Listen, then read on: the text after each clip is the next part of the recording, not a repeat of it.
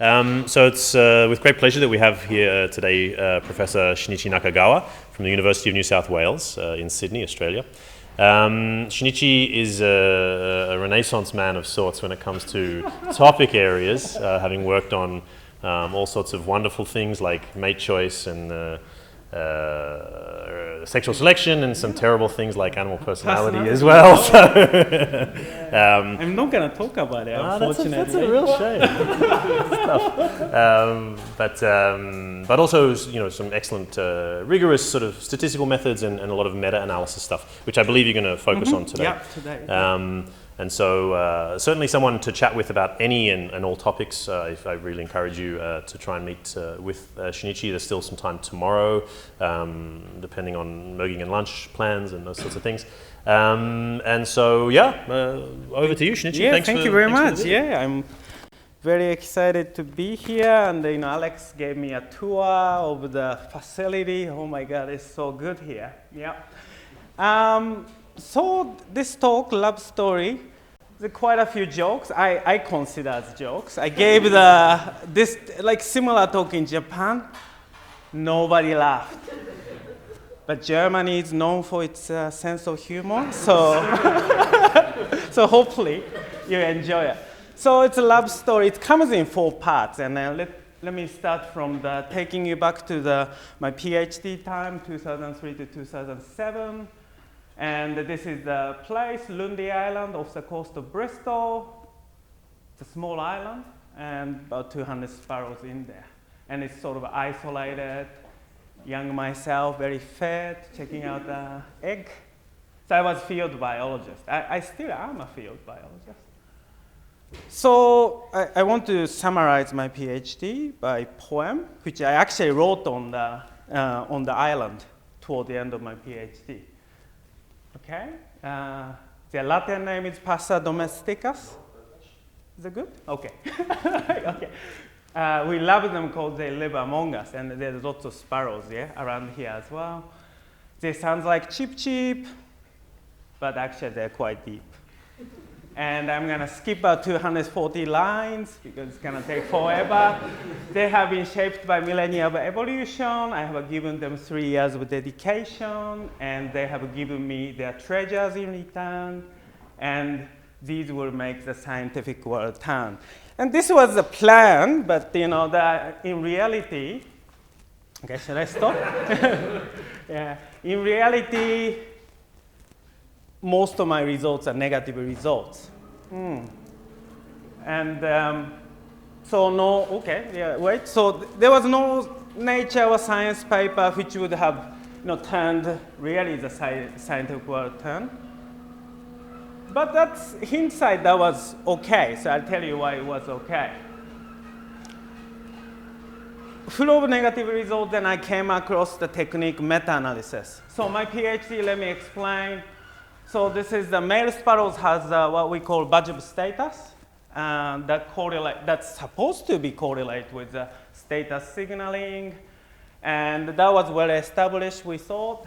And my PhD was just checking out whether this correlates with paternal care ability. Seems like it's a feasible hypothesis, worthy of PhD, but I didn't find anything. Yeah.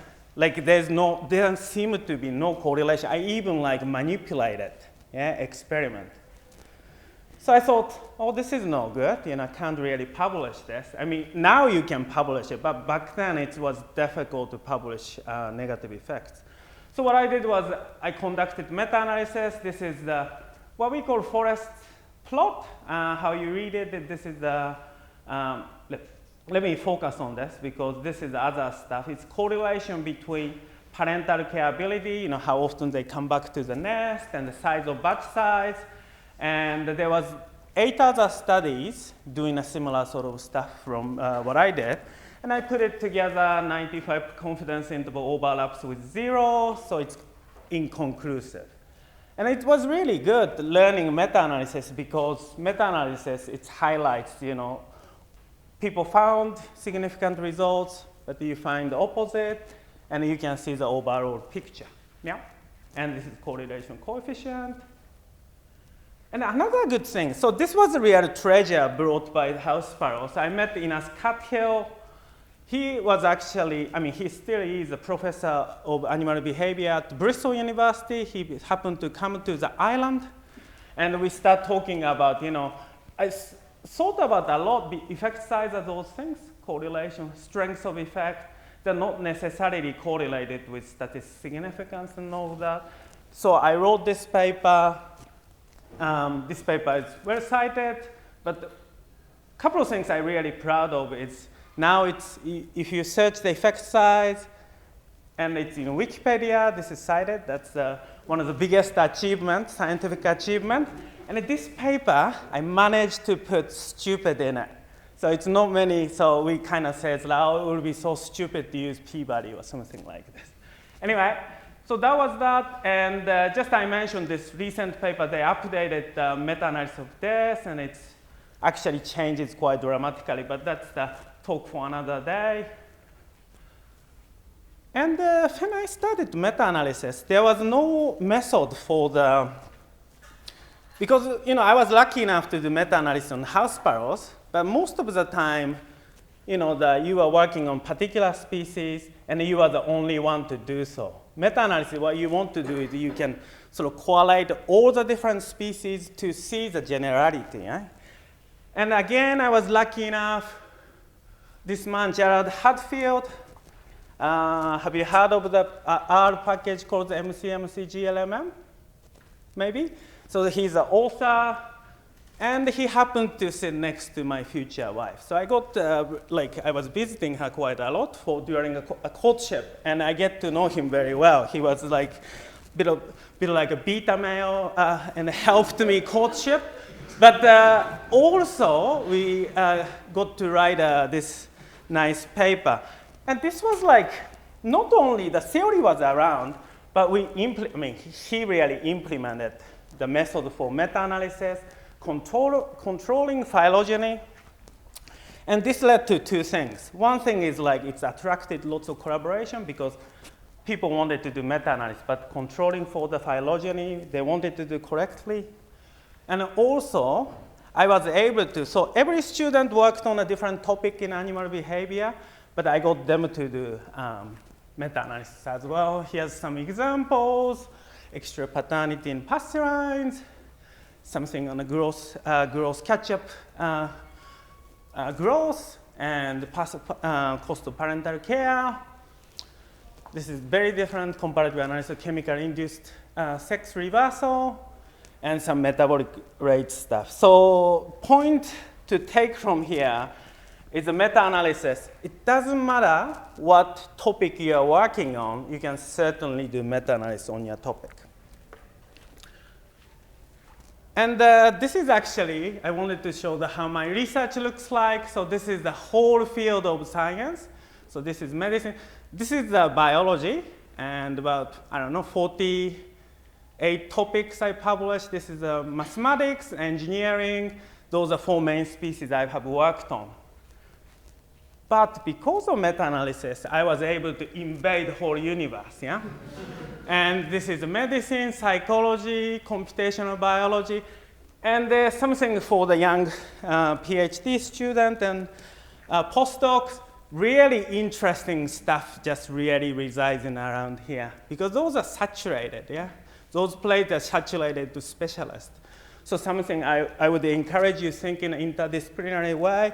So today, rather than talking about those guys, I'm going to talk about studies around here, because that's very special to my group. Okay, part 2, how to live long. There's 3 ways. You're lucky there, you're going to find out how to live long.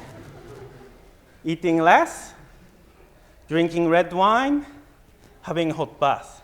Sounds pretty good, apart from fast one, but I'm going to start with fast one.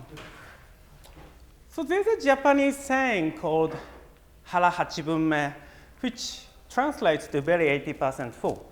And I remember my mom would, I love eating. My mom would repeatedly say, Shinichi, you're eating too much, You have to sort of hara hachibunme 80% to live long. And, there's lots of circumstantial evidence for this. But clearly, I'm not listening to my mom so far. Yeah? But joke aside, dietary restriction for the prolonged lifespan is a serious sort of scientific endeavor. And that goes back to, so this became a Cromwell study, fed caloric restricted, those are rats, I guess, rats group lived 40% longer. That's like easy intervention, no? That's an amazing power. And what really got people excited there, it kind of works with yeast, C. elegans, fruit fly, and mice. And if it works for all those species, this must be evolved. Really, maybe the sort of like a rise of eukaryotes, Then people really excited, would it work for humans or primates? And it works on primates, and people think, oh, it's gonna work on humans too, yeah? But actually, there was no meta-analysis on this topic, even though it was, we did meta-analysis 2012, but there was no meta-analysis. But if you look into all those, all those studies published in Nature and Science, yeah, all those things. But if you look at the journal of, I don't know, stickleback research and all those, you find a paper which are not significant. So we wanted to put it together and see what's the variation, what's accounting for those variations. So we've done the meta-analysis 2012, and sorry. And this is the result. I'm going to explain this. Again, forest plot. I usually had it's missing smiley or so from face is missing. So this is the log hazard ratio. If it's negative, it's better. It's a ratio between the hazard. Hazard is the rate of death. So rate of death is reduced for the experimental group. Overall, I think minus 0.5 is like 20 to 30% increase in your, or decrease in your rate of death, I guess, so which is a good thing. But as you can see, those are 36 species, 145 studies, lots of effect size, but there's lots of variations, yeah? One thing I forgot was, I call them like model species, because those are the 70% of studies are done, those guys. And there's other species, I don't know, 30-something species. Those are like minority. Okay? So if you get into those literature, they talk about, oh, maybe all those what they're finding is laboratory artifacts, because on the model species, result actually shows it really works regardless of female or male, death rate is decreased. But non-model species results is weaker, and the people think because in those laboratory species, they are protected from the 3 Ps, predator, pathogen, parasites, and the evolution, all the trade-off and everything changes. So I got the sort of the support for this hypothesis, maybe laboratory artifacts. And there was another controversy. They call it dietary restriction, but dietary restriction can happen in 2 ways. That is by reducing calorie or reducing actually protein. Actually, the amount of caloric value of protein and carbohydrate is exactly the same. So without manipulating calorie amount, you can actually manipulate the amount of carbohydrate and protein, and how does it look like? So let's just concentrate on this one because it all shows a similar pattern. Red bits they are actually living the longest. How to read this? Caloric intake, 100% is a control group. Experimental group is reduced. So experimental group is eating about 50% of what the control group is eating. They are living longest. So it supports caloric restriction hypothesis, but the amount of protein is important. Even though you are eating less calorie, if you are eating a lot of protein, your probability of death increases. And I'm really proud of this because this protein, they call it protein leverage hypothesis. This was just proposed, and empirical evidence was just a few species, but this is the power of meta-analysis because I put 145 papers together. Different paper actually use different amount of proteins, yeah? So if we put it together, we are able to generate this figure, and we were able to say protein is really important in the dietary restriction, prolonging longevity. Okay, so what does it all mean? Evidence for non-lab animals weak, protein restriction rather than caloric restriction. As you have seen, contour is much steeper here than this way. Both works.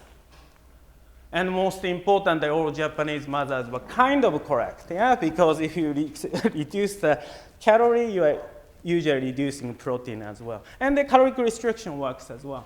So let's move on to the French paradox. How am I doing with time? So it's till 12:30? Yeah, okay, I have 30 minutes. I'm going well. Okay. So French paradox. Any French in the, okay. So this is a good for French. So the French people eat like rather, like not particularly healthy diet, but they live much longer than British counterparts. I mean, they eat rubbish. So it might not be no paradox there, but they say the paradox is probably resolved by this here. Because red wine includes stuff called resveratrol, okay? And the resveratrol, actually, if you go to your pharmacy, you can get the pill, and you can make, that makes you feel younger. Is that really gonna work? It's already like, I think this figure was like several years ago. Now it's $1 billion industry. I would say probably, has anybody bought this? Yeah, I found out my neighbor was buying this, and no, you just think about it. So we did I guess, because of that, but there's no meta-analysis putting it together. If you go to all this study, they will just highlight Nature or Science paper found, resveratrol. If you feed resveratrol, mice will live forever or 20, 30% longer, but no meta-analysis. So we thought with my first master student, Katie, we done the meta-analysis, and the results are here. So actually, overall, it seems to work, yeah? This is not touching zero. Death rate is reduced. But if you look at, it works on nematodes, killifish maybe. This is an interesting fish, only live 2 to 3 months. But the maybe closest related mice, evidence is not really there. So some thoughts, resveratrol pills are unlikely to prolong your life, so don't buy the pill. I think there's a human trials on the way. Or maybe it's nearly finished, like halfway, it's not looking very promising, so to say, human trial. Other potential benefit to resveratrol, so when we publish this, when I publish sparrow stuff, I wouldn't say nobody cares, but pharmaceutical company would not write to you, but we got the email saying oh, we never said it's gonna prolong your life. That's gonna make you feel younger, yeah? So they were defending their stuff. We don't know that maybe resveratrol has other health benefits, which we don't know. So the most important part, live like Japanese, not French, is the conclusion. And you think I'm biased? Clearly I'm biased, but there's one reason I'm telling it. I'm not biased. You look at statistics, yeah? Japanese always ranked as the longest living nation or population, and that's the only place that men actually can live over 80s. And I was thinking, so I'm not following this hara hachibunme stuff, but there's one thing all Japanese people do, I think, is taking a hot bath. I thought this was like all Asian culture, but it just seems like very particular to Japan. We just, since I'm childhood, I will go into hot bath, 42 degrees every day, 15 minutes or so. And that seemed to work, and it seemed to work so much. I think in Japan, monkeys starting to sort of imitate our cultural behavior. And this is actually, this is where when we went with my son, it's summertime, so monkeys are not in a hot spring because it's too hot. This is one thing. This is very close to where I was born, the Valley of the Hell in Nagano. Very nice place to go. But the joke aside, there's a hypothesis called homeostasis, yeah? You might have heard of it. Lifespan might be actually increased dose of stressor. It doesn't matter this is psychological stressor, chemical stressor, physiological stressor, this homeostasis type thing really seemed to work, okay? So we are testing this serious hypothesis, and so this is done by my partner. Can we live longer having hot bath? And we put all together those heat shock papers to see it actually prolongs the lifespan. And this is result, bang on zero. What does it all mean? You can see that all of them are insects. Probably you couldn't get like ethical permit for the vertebrates. We did find one Australian study with chickens, but like unfortunately all chickens sort of died, cooked. So we couldn't include it. It was a bit outlier, so we took it out.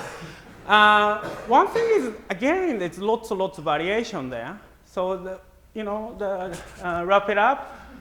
So this was like, so if you expose, it's according to homeostasis hypothesis, if you put too much stress, they die. So that's no good. I mean, I can show this in meta-analysis. That's great.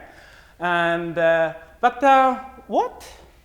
what is important is you really have to find, if you put all data together, there's nothing. But there's certainly this sweet spot of window which can increases the longevity, yeah? Which very hard to find out. Actually, the really interesting thing was, do you know John Maynard Smith? He's a famous evolutionary biologist. He actually had a homeostasis Drosophila science paper, and he was able to show this effect very clearly. So he must have found this sweet spot. So conclusion, have a hot bath, don't overdo it, is the conclusion. Ask your Japanese friend what's the optimum. So I'm gonna move on to the I'm carrying on my sort of blaming moms or wisdom of mother series here. So I'm doing okay actually. Can we always blame my mom? Wouldn't that be convenient? I do this anyway. But what can we blame? Eating too much? Of course, I'm going to blame her for this. She's a fantastic cook. Being lazy? I don't know. But also being stupid. And it turns out you could blame one of them to her. Okay, let's have a look at it. So there's a Baker's hypothesis. This is a really interesting hypothesis. Is the diet during a pregnancy, the womb may be more important than home. It's really, eating during a pregnancy or starving during pregnancy, they seem to have a huge health consequences later on. And it's actually made a big field in medicine. I even went to those conferences. Medical science really onto this because this is a prevention, eh? Because you get disease, it's a bit too late. If you can prevent disease, that's much cheaper. So this is the DOHAD hypothesis. And there's a consistent association about starving. There's a lots of data from, you might have heard this Dutch winter, Stalin, Leningrad seizure, sort of like hunger. There's a Great Leap hunger sort of data from China. They consistently find those three things. So mothers during pregnancy, they're caloric restricted or they're starved. And later on, kids become obese, diabetes, and also schizophrenia. And it seems to run not just intergenerational, transgenerationally. Yeah, probably some sort of epigenetic stuff is happening. I want to concentrate on those two first. Obesity mechanism. Yeah, how come mom gets starved? How come offspring get obese? That doesn't make sense. Two hypotheses is the appetite. Maybe there's some signaling happens and the offspring become eating too much. They call it hyperphagia. A reasonable hypothesis. Another hypothesis is maybe offspring become very lazy. Yeah, this is coming from being lazy or eating too much. We tested those two hypotheses using literature. And of course, you have to, there's no human literature there. You can't, actually there is, but it's all correlational, yeah? So to do meta-analysis, those experimental work are rats and mice, but there's hundreds of them. This is like a huge opportunity. Nobody's doing meta-analysis. So we can test those evolutionary hypotheses. Actually, the Baker's hypothesis is really the evolutionary hypothesis, yeah? And my partner again, she was a little bit concerned, caloric restriction during pregnancy will like effects having an effect on the offspring phenotype, and also eating too much. So that's an interesting topic for a mother. And put a long story short, we didn't find any effects. So it's a reasonable hypothesis, mothers eating a lot or mothers eating less during pregnancy, that didn't seem to affect the appetite of the offspring, okay? Even though there's a lot of paper supporting this. What's happening here? And this is like, again, the power of meta-analysis. What we realized is biomedical researchers do not know allometry. Have you heard of allometry? So allometry is basically if you, sorry, it's rabbit, it should be rats. But anyway, rabbits, you know the rabbits. And as they get bigger, food intake is not gonna go linearly larger, yeah? Food intake is usually has allometric relationship or a log linear relationship. So when biomedical people were analyzing their data, they are always assuming the linear increase. What's the consequence of this? Consequence is if you assume a linear relationship here, you kind of measure here, yeah? You measure here, it's exactly on the same line. If you log them, if you log transform, there's exactly same slope. But if you don't log it, you actually get statistically significant different slope, and you conclude they are very different. And this mistake has been happening in hundreds of biomedical studies. So once you correct for it, all the effect disappears, almost all. Yeah? So that was the finding using meta-analysis. And this is Anne, she was postdoc, and she was pregnant at that time as well. So we were interested in another hypothesis. So maybe diet during pregnancy will not appetite, maybe the personality. It will affect the coping style. And feasible hypothesis, there's some support, no support, and all sorts of tests being done. Again, long story short, we didn't find anything. The only thing we found is like pretty reasonable. If you starve mother, like the offspring are very small, and he or she might not move very much because it's deprived. It's a pathological, but we didn't find anything. They're making similar sort of mistake I just mentioned. But okay, does mom's diet restriction affect cognition? Finally, after like hundreds of negative stuff, I'm going to tell you something positive or statistically significant for a change. So if you restrict the diet of mother, it actually does seem like reduce the cognition. So this is HSG is like mean difference. You can think as a difference in standard deviation or something. So half of this standard deviation reduced if you you do the cognitive test as like all sorts of those version tests or learning test with mice with Skinner's box, yeah. And so, offspring of dietary strict mothers overall performance worse. Or something's happening here. Interesting.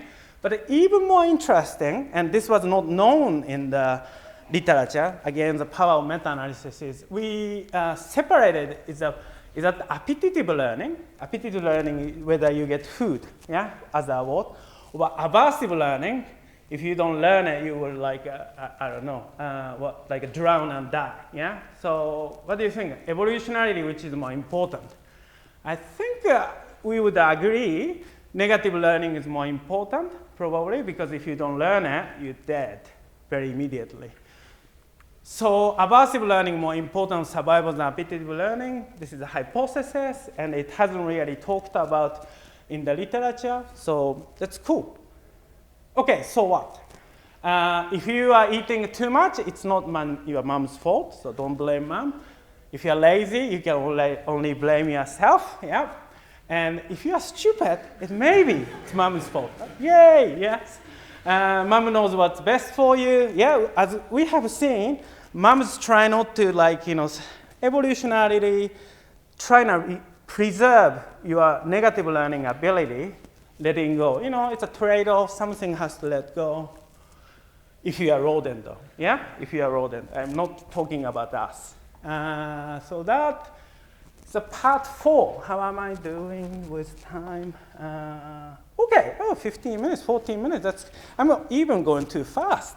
Okay, so meta-analysis, I've shown the power of meta-analysis. I'm going into the different kinds of field.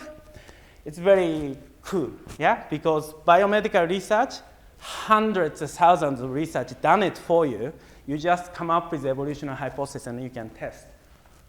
But meta-analysis, that's not going to cover everything. You might want to do research synthesis. So I'm going to talk about a recent paper we published in Trends in Ecology and Evolution. That's sort of, I call it kind of new paradigm for the research synthesis. So I talked about systematic review and meta-analysis. Systematic review bit is like, you know, you do literature search in a defined manner, so it's not biased. Meta-analysis you've seen. This is like a real forest plot. Usually you get the effect size from different studies, and you use different statistical model to get overall effect. And does this mean we can only include in meta-analysis that empirical paper? But what about those theoretical paper, opinion piece, all other reviews? What are we gonna do that? You know, we want to like synthesize everything. And this is where mapping comes, yeah? And this is systematic mapping, first time, or they call it evidence mapping. This was the first time I came across. Why it's always Nature, but Nature published the good stuff. This is, it's not a long time ago. I saw this cool stuff. So what it is doing is they took all the studies about, you know, conservation, intervention, and the human well-being. There's thousands of them or something. But you can see by categorizing by the topic, you can see the gaps in the research and what we call the research cluster or glut. And this will make, you know, make you sort of identify what's the hot topic, where we can do the meta-analysis. So this was like the most hot topic, and zoom in, that was research management, economic living standard. Zoom in, most of study done in India, that's interesting, and that's a mapping, and what biomes they've been studying. That's a nice new way of doing a research synthesis. That's quite cool, I thought. And so let's not worry about this. So systematic review and meta-analysis, we are usually asking what works or what's general. And we only deal with primary study and empirical study. Primary is research. Secondary is reviews, yeah? But the broad synthesis like systematic mapping, last example, just they were focusing on primary and empirical, but that's, we don't need to restrict that. We can actually deal with all the sorts of things to capture in the one topic what kind of papers are published. So that's what's studied, okay? But this is sort of, for the sake of completeness, you can actually do the meta-analysis or meta-analysis. It's very rare, but that's a sort of topic for another time. But most interestingly, bibliometric mapping. You can use exactly same sort of like a publication, but you can get very different information. So let's think about those, focus on those two. Before that, I want to teach you that there is a 3-way of this bibliometric mapping. So you get a bit of the basics. So there's 3 ways of how publications are connected. This is a social sort of network analysis type thing. Papers are connected as well, not just humans and animals. Direct citation, this makes sense, yeah? Your paper is cited by another paper. But actually, in the field of bibliometrics, they don't really use this. This is a recent development. Actually, oldest is what we call bibliometric coupling. That's why star. This is interesting. So you have a group of papers. Just say 2 papers. How many references are shared? Bibliometric coupling. And you can see this gets lots of connections in the papers in one field. And this co-citation is a sort of flip of this, is like, third paper citing both papers, okay? And the different sort of analysis require different number of papers. You don't need many papers in here. You need a little bit more, you need a lot. So I'm visual, so the example, This is direct citation. I don't know what's the topic, but you can see that there's 2 key papers there. So you can see the ontogeny of the whole field, yeah? And this is a fantastic, you should check out the Internet Shape of Science project, all the publication in the Scopus, not Elsevier, Scopus. And you can see the shape of science is a donut, okay? And if you pay attention, there is a tooth sticking out. It's a dentistry, if you can read it. So this actually uses 3 different kinds of all the citation network, and it's average of it, okay? Okay, here are what I'm suggesting.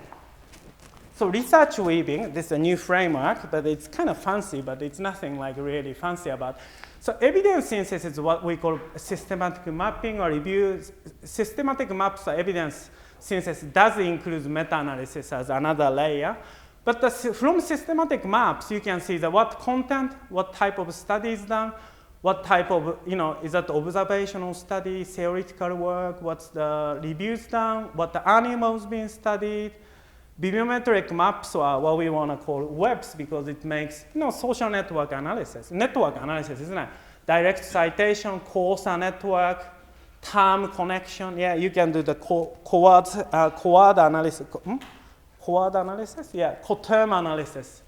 How many words are used repeatedly among the sort of like a group of papers. And some of the information are similar, temporal trend and the spatial trend, where it's been published or studied. So I want to call it research weaving. So new way of. So actually what's really surprising is because those 2 stuff are developing at different places, those are actually mainly the social sciences, medical science, those are the actually information library sciences. So there's a very few studies, if at all, there's no papers or reviews integrating those 2. So huge area for you to like explore. And how many papers we need, I talked about little bit. Systematic review meta-analysis, you need 10 to 100 papers. Systematic mapping, it's because it's asking a broad question. You might not have even hypothesis. It might be exploratory. You need 50 to 500. Bibliometric mapping basically is a bibliometric analysis. You might need a lot. But it kind of depends on what type of analysis you want to do too. Yeah? And you remember this meta-analysis. So I wanted to like reanalyze. So this was done really systematic review, meta-analysis tradition. We would just, this is the forest plot. But if I add those new bibliometric analysis, if we do the research weaving of this paper, what extra insight did I get? And this is how it looks like. So we stopped for this paper. We stopped like search in 2009, but it's clearly increasing. We should really update because it's really taking off, yeah? Now, if I do it, some result may change. Something we couldn't test, lack of power may be able to test. So I want to return to this meta-analysis. And you can actually see the Americans are obsessed with all the dietary restriction. Nobody seems to care, apart from Japan a little bit, yeah, because we think about eating less and all that. And it's not very healthy stuff. It's like, it's only 2 groups. It's actually this Australian group there, Rob Brooks, Alex supervisor. But this is like big 2 groups are doing it. And I wanted to sort of like analyze those 2 groups are sort of publishing like conflicting result might not. Term analysis, which journals published. So you get more nuanced or deeper insight with collection of paper. Interestingly, systematic review meta-analysis community used to discourage this because all data is the same. We shouldn't worry about whether it's coming from Oxford or some other universities. But I think adding all those bibliometric information will really enhance any type of review. Okay, I'm concluding my talk. So combining evidence synthesis, which is systematic reviews, what we are doing, including meta-analysis, and inference synthesis, that is the bibliometrics. So bibliometrics include H-index, total citation, all those things, the administration people want to use. But that's not all. You can do those web, collaboration network, all other things are bibliometrics. And those can actually, the number of citations is interesting because, you can quantify what we call citation bias. Some of paper may be cited despite actually it's, it doesn't really have a strong evidence or something. Those things are all unexplored. So it's a huge field ahead of you. Evidence synthesis traditionally avoids information authorship. So as I said, meta-analysis usually don't want, like medicine discouraged to include this kind of stuff. Interestingly, but I've shown you, if you include those, you get the extra insight. Research weaving can better identify, so those combining two fields can identify research biases, gaps, and limitations. So you might have a meta-research, that's the emerging field, research on research. This is a fantastic tool or fantastic concept, yeah? Visualization. So, I've shown the lots of visualization, networks and all analysis is done by visualization. So this will facilitate, reaching to policymakers, practitioners, or the member public. I'm nearly finishing. Acknowledgements of my lab in New Zealand. I was there till 5 years ago, then lab in Sydney. Since I have a few more time, I'm gonna advertise two things. So actually the PhD, I guess experience in PhD is important because I didn't really get any significant results and all those things. I got into the movement of open science. I was very much interested. And one of the things I recently led creating the preprint server called eCollab Archive. Probably people have come across bioarchive. How many people use that? And people would say, oh, we have bioarchive. We don't really need another one. But I would say bioarchive is just a one. It's always good to have a choices, you don't want to just Google to dominate the world, but, So we created eCollab Archive for, this is domain specific for ecology, evolution, conservation papers. One of the actually strengths is this is under the open science framework. Have you heard of open science framework? That's a really fantastic resource. I don't have a time to talk about it, but you should check it out. OSF, that's really the nice research management system, which was developed by Center for Open Science for our research, make it available for the larger audience. So all your research can be stored there. You can incorporate Dropbox, GitHub, everything you can think of, Google Drive. You can share with everybody. You can keep it private. You can make it public when it's all published. So it's integrated this OSF. So please do consider submitting your preprint here. And yeah, we have a web page and Twitter and all those things if you're interested. Yeah, quite cool name. Yeah. And another thing, so since this place is like, that do lots of animal behavior, next International Society for Behavioral Congress is in Melbourne, which is next door to Sydney. And actually the society gives out almost, in the past, almost 100% student traveling grant and early postdoc. So do apply and do come. It's going to be fantastic. And thank you very much.